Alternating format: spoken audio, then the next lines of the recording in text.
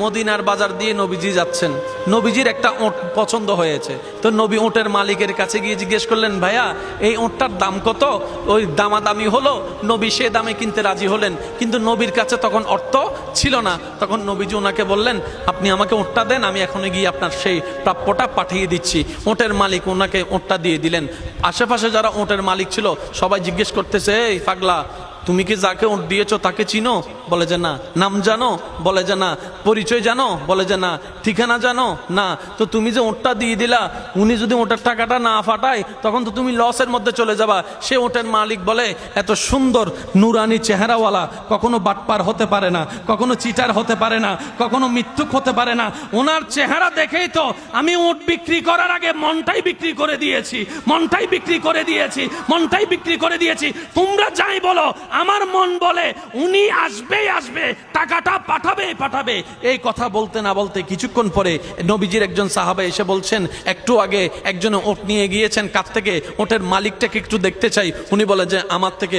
তো উনি বললেন, আমাদের নবী আপনার থেকে ওটটা নিয়ে গিয়েছেন, ধরেন ওটের টাকাটাও দিয়েছেন, আপনাদের খাবার জন্য কিছু খেজুরও হাদিয়া পাঠিয়েছেন, খেজুরও হাদিয়া পাঠিয়েছেন। ওই ওটের মালিক বলে, ভাইয়া টাকাটাও রাখেন, খেজুরটাও রাখেন, আগে আমাকে ওনার কাছে নিয়ে যান। আমি ওট বিক্রি করি নাই, আমার দিলটাই বিক্রি করে দিয়েছি। ওনার চেহারা মোবারক দেখে আমার মনটাই পাল্টাই গিয়েছে, আমি কালিমা পড়ে মুসলমান হয়ে যেতে রাজি আছি। সুবহান। जिसका कोई सानी नहीं वो नबी हमारा है, मुस्तफा की अजमत का हद ही ना किनारा है। आशिक बोले, लम याति नजीरु कफी नजरिन मिसले तुना शुद्ध पैदा जाना। चित्कार दिए बोलेन ना सुबहान। ওই নবীটা কাদের নবী? হয় নাই, সবার আওয়াজ বলেন, ওই নবীটা কাদের নবী? আমাদের কি ভাগ্য সে নবীর উম্মত হতে পেরেছে। আর একটু জোরে। প্রত্যেকটা বান্দাকে আল্লাহ জীবনে একবার সুযোগ দেয়, সে যে ধর্মেরই হোক একবার সুযোগ আল্লাহ দিবেই দিবে, কিন্তু সুযোগটা কখন আসবে আল্লাহ জানায় না। তো সেজন্য ওয়াকুনু মা সাদিকিনের আয়াত আমল করতে হয়। আর একটু জোরে বলি না সুবহানাল্লাহ। ওয়াকুনু মা সাদিকিন আয়াতের উপর আমল করলে সুযোগটা যখনই আসবে আপনি সুযোগটা ধরতেও পারবেন, নিতেও পারবেন। কেউ হাসরের ময়দানে গিয়ে আল্লাহকে বলতে পারবে না, আল্লাহ তুমি আমাকে সুযোগ দাও নাই, এটা বলতে পারবে না। আল্লাহ পাক বলবে যে অমুক দিন এটা তোর সুযোগ দিছিলাম। আপনি তখন মনে মনে বলবেন, ও মাইলে ফিরে নাই তো নো বুঝি দেয়া না। কথা বলেন, কথা বলেন, কথা বলেন, ঠিক কিনা? আল্লাহ প্রত্যেক বান্দাকে জীবনে কয়বার সুযোগ দেয়? দিবে।